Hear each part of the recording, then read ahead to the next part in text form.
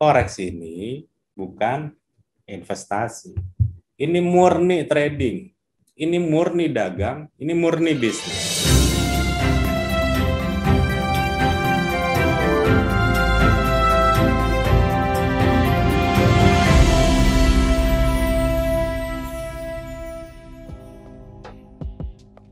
Kita sudah tahu bahwa minggu depan The Fed akan coba melakukan atau mengadakan pertemuan untuk kebijakan moneternya.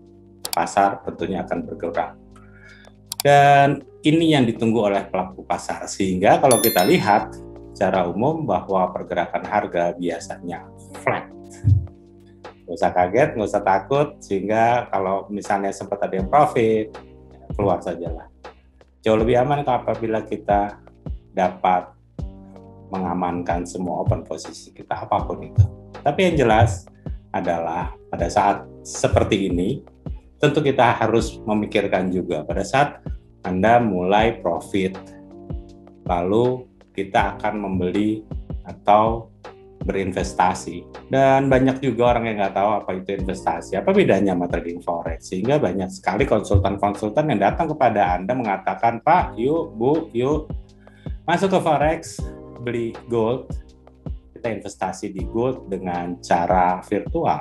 Benar nggak sih kalau kita berbicara masalah imperium strategi? Tentunya imperium strategi tidak pernah mengumpulkan uang dan juga tidak pernah melakukan pengumpulan dana untuk bertransaksi.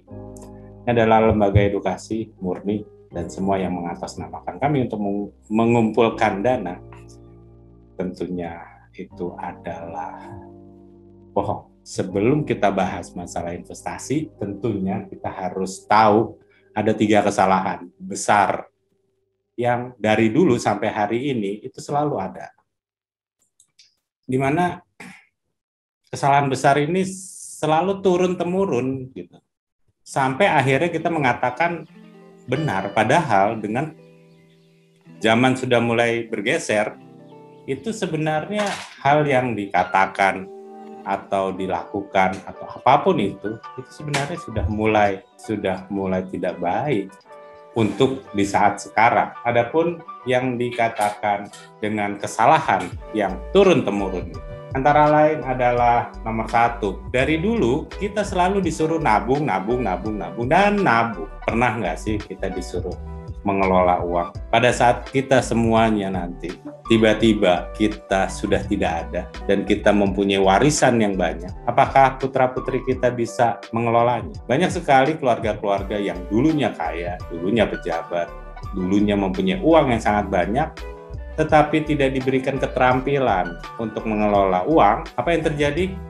Tentunya semua itu akan habis dan bahkan berhutang. Andai kita tahu bahwa dengan pada saat kita tidak ada, bahwa keturunan kita mempunyai hutang, lebih baik kita tidak usah banyak bekerja dan tidak meninggalkan warisan yang banyak. Tidak perlu meninggalkan uang yang banyak, yang kita perlukan adalah mereka harus lebih pintar daripada kita. Ini tentunya kalau kita lihat secara umum, Anda pernah tahu yang namanya Warren Buffett? Dia melakukan compounding.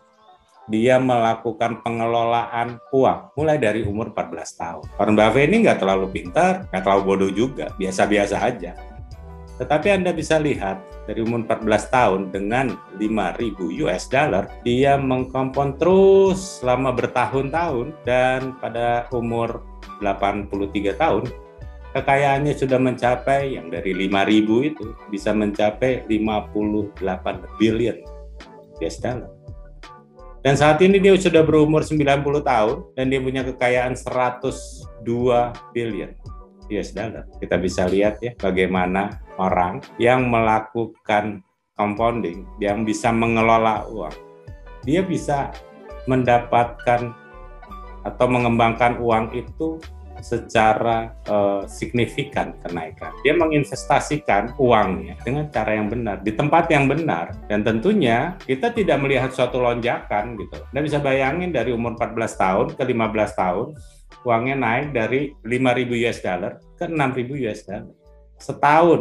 Dan kalau kita ternyata bertransaksi lalu kita mengharapkan 1 bulan dapat 50%, itu tentunya pasti berisiko. Dan semua yang berisiko itu tentunya tidak akan lama hasilnya. Orang selalu mengatakan emas adalah investasi. Saya cuma mau katakan malam ini itu adalah bohong besar. Kalau kita tahu bahwa yang namanya uang itu setiap tahunnya itu nilainya turun. Dan ini yang dinamakan inflasi. Jadi kalau mau gampang, inflasi itu nggak hanya harga terus naik segala macam, nggak perlu. Secara sederhana yang dikatakan inflasi nilai uangnya turun. Jadi dulu kita punya uang 100.000 kita bisa makan 3 keluarga mungkin. Kita sekarang 100.000 itu mungkin kita bisa cuma ngopi di Starbucks hanya sendiri. Pertanyaan sederhananya kenapa nilainya turun? Ya karena kita tahu bahwa semua bank sentral di dunia pasti cetak uang. Itu yang menyebabkan akhirnya nilainya turun terus gitu. Dan untuk itu maka dilakukan hedging atau lindung nilai dengan menggunakan emas. Jadi pada saat Anda mengatakan bahwa saya mau investasi ke emas, ya berapa sih kenaikannya gitu. Nggak hebat-hebat amat. Dan kalau kita mau lihat, yang kemarin saja pandemik, kan kita nggak setiap tahun pandemik. Okay? Kemarin saja pandemik 2020 naiknya sekitar 43% 1 tahun. Walaupun sekarang dia udah terkoreksi lagi. Wajar menurut saya dia turun sekitar 50%-an, itu hal yang wajar. Kita disuruh sekolah. Habis itu kuliah. Habis kuliah, kita disuruh kerja jadi pegawai. Kita ngabisin uang segitu banyak. 4 tahun kita kuliah. Kira-kira 12 tahun. Dari mulai SD sampai lulus SMP. Jadi sekitar 16 tahun sampai 17 tahun kita sekolah. Lalu kerja, keluar gajinya UMR lah. Dan masih banyak yang masuk ke jaring itu menjadi pegawai. Emang jelek jadi pegawai? Enggak. Tetapi sebenarnya kita nggak pernah diajarin untuk jadi entrepreneur. Kita nggak pernah diajarin untuk menjadi wirausahawan. Kadang-kadang kita bekerja, gitu ya, dapat uang, ngeluh gitu.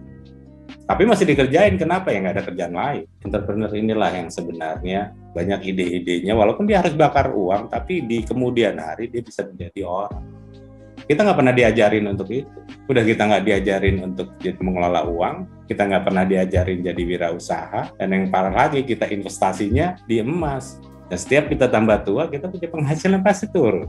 Tapi kita lihat tadi, Warren Buffett, dia tambah tua, kenapa equity-nya tambah meningkat? Kenapa kita nggak pernah berkaca seperti ini? Oke, sekarang kita berkaca, Res. Gue mau berkaca. Terus, investasi yang terbaik yang apa? Yang bagaimana? Orang kalau berbicara masalah investasi, pasti berbicaranya masalah properti. Udah berbicara masalah properti real. Ini modalnya besar sekali, gitu loh. Dan banyak orang bangga punya properti. Kenapa? Ya, gue beli properti, nanti gue beli 1M gitu, kayaknya nanti tahun depan jadi 1,3M, lumayan lah 30%. Tapi modalnya besar banget untuk mendapatkan 30%. Ya kalau bagus-bagus, ya permasalahan cuma satu, memang harganya naik terus, tapi permasalahannya ada yang beli nggak? Pas pandemik seperti ini harga properti turun, dan kita mau jual, pasti sulit, tidak mudah. Jadi walaupun dia adalah suatu investasi, tapi kita juga harus berpikir, layak nggak sih? Wajar nggak sih kita? Tapi kalau memang uang kita berlebih nggak apa-apa. Karena pada prinsipnya kalau kita mau investasi, itu jangan pernah taruh telur dalam satu keranjang. Kalau dia jatuh hancur semua. Memang harus dipisah-pisah. ND properti ada, cuma tinggal dikecilin saja. Size-nya atau volumenya dikecilin saja. Bagus, karena pada prinsipnya saham adalah suatu bukti kepemilikan nilai suatu perusahaan. Dan apakah selalu maju? Ya bisa maju, bisa enggak. Tapi yang jelas bahwa kalau perusahaannya maju terus, tentunya negaranya juga maju. Ekonominya membaik. Selama ekonomi membaik, pasti sama akan naik. Kalau dia jatuh bagaimana? Pasti perusahaan, pasti pemerintah akan membantu. Dan dia pasti akan naik terus. Itu sebabnya banyak orang yang taruh di saham. Karena modalnya tidak terlalu besar. Dan keuntungan saham juga sama properti paling juga 30%, 35% setahun. Dibandingin Anda harus taruh deposito yang cuma sekitar 3% gitu ya. Saham ini juga mau di sistemnya mau apa gitu. Anda mau taruh lama gitu, nanti cuma dapat dividen, atau yang pada saat Anda beli harga sahamnya naik, Anda jual, nanti dia jatuh lagi, Anda beli lagi, terserah Anda mau pakai apa. Pada saat pandemi seperti ini, Apakah perusahaan bisa berkembang? Sulit tentu, tapi bisa. Kenapa enggak? Karena memang semua pemerintah di dunia ini semuanya pasti akan membantu, sehingga harga saham atau indeksnya itu diprediksikan naik terus. Even itu Amerika, Dow Jones aja selalu terjadi harga yang selalu new high setiap harinya. Ada mata uang digital yang namanya cryptocurrency. Bitcoin, mereka mengatakan sebagai digital asset. Dan kalau kita lihat pada saat pandemi, di mana harga emas itu naik sekitar 43% dalam 1 tahun, Bitcoin dia naik 600%. 500 sampai 600. Bukan naik 100% lagi ya. Naiknya 500 sampai 600%. Inilah yang akhir-akhir ini banyak orang masuk ke sini. Sehingga volume market itu terbagi. Mau tidak mau, yang tadinya kepingin membeli emas sehingga harga emas bisa naik tinggi, ternyata harus terbagi dengan investor yang mulai masuk ke Bitcoin. Kita bisa lihat bahwa dalam 1 tahun, The Fed kucurkan uang itu 3 triliun US dollar 1 tahun. Dan dia kucurkan pada mulai dari tanggal 5 Maret, lalu dia kucurkan lagi tanggal 15 Maret, itu awal. 3 triliun US dollar dalam waktu 1 tahun, itu sangat besar. Dan harusnya gold itu terbangnya jauh lebih tinggi. Tapi kenapa nggak bisa terbang terlalu tinggi? Hanya 43%. Karena memang terbagi uangnya. Ada yang masuk ke dalam Bitcoin. Dan Bitcoin ini, apapun alasannya, generasi milenial ini sangat disukai. Kenapa? Karena kalau kita beli di saham, harus menggunakan lot. Ada lot-lotnya. Ada ukuran-ukurannya. Sedangkan di Bitcoin, kita punya uang 100.000 rupiah pun, kita bisa beli Bitcoin, tapi 0,000. Inilah yang membuat akhirnya ini menjadi suatu polemik, dan inilah yang membagi pasar. Karena ini sistemnya sama seperti saham. Hanya satu arah dan leverage-nya 1:1. Ada sih yang mulai sekarang menggunakan leverage gitu ya. Tetapi kalau saham itu modalnya besar, kalau Bitcoin itu modalnya kecil. Bapak dan Ibu, saya hanya memberikan suatu informasi saja supaya Bapak dan Ibu bisa mempunyai wawasan bahwa di luar sana banyak sekali anak-anak muda yang tiba-tiba kaya karena dia beli Bitcoin, karena dia beli Ethereum, dia beli Ripple, dia beli Holo atau Doge, dan tiba-tiba dia terbang. Karena pada prinsipnya, yang kita inginkan itu kan semua investor sama, kepingin uangnya berkembang dengan cepat, dan modalnya tidak terlalu besar. Lalu bagaimana dengan Forex? Forex ini bukan investasi.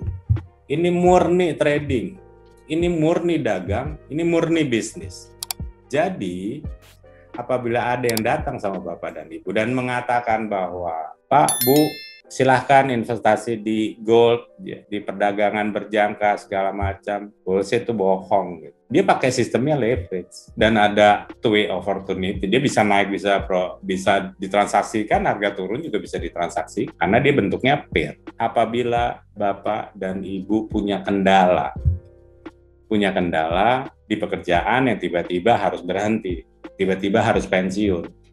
Pertanyaannya, kita punya kebiasaan apa? Kita nggak punya keahlian apapun, karena kita sudah bertahun-tahun bekerja di perusahaan tersebut menjadi manajer A, manajer B. Kita nggak punya keahlian apapun selain administrasi. Ini adalah suatu peluang untuk Bapak dan Ibu berbisnis. Karena pada saat Anda mulai pensiun, terus kita mau bikin rumah makan, itu teorinya kita nggak bisa masak. Kita mau nggak bisa masak, bikin rumah makan, itu repot. Kita taunya cuma nge-manage. Marketingin aja nggak bisa. Sehingga setiap Bapak dan Ibu sudah bekerja saat ini, lalu mempunyai pendapatan, yuk mulai disisihkan sebagian untuk mulai belajar bertransaksi atau belajar berinvestasi. Saya garis bawahi belajar. Saya nggak menginginkan Bapak dan Ibu menaruh uangnya sebelum Bapak dan Ibu belajar. Kenapa? Karena investasi yang paling baik sampai hari ini itu adalah ilmu pengetahuan. Dan yield-nya, imbal hasilnya itu paling besar. Itu sebabnya pada saat kita punya putra dan putri, kita nggak nyuruh dia bekerja, kita suruh dia belajar dulu, sekolah dulu yang tinggi, setelah itu dia bekerja. Kan begitu ya? Setelah itu dia mencari uang. Tapi kenapa kita selalu membalikan itu? Kita belum belajar saham, kita belum belajar masalah properti, kita belum belajar masalah cryptocurrency, kita belum belajar masalah forex, tapi kita sudah berani menaruh uang di sana.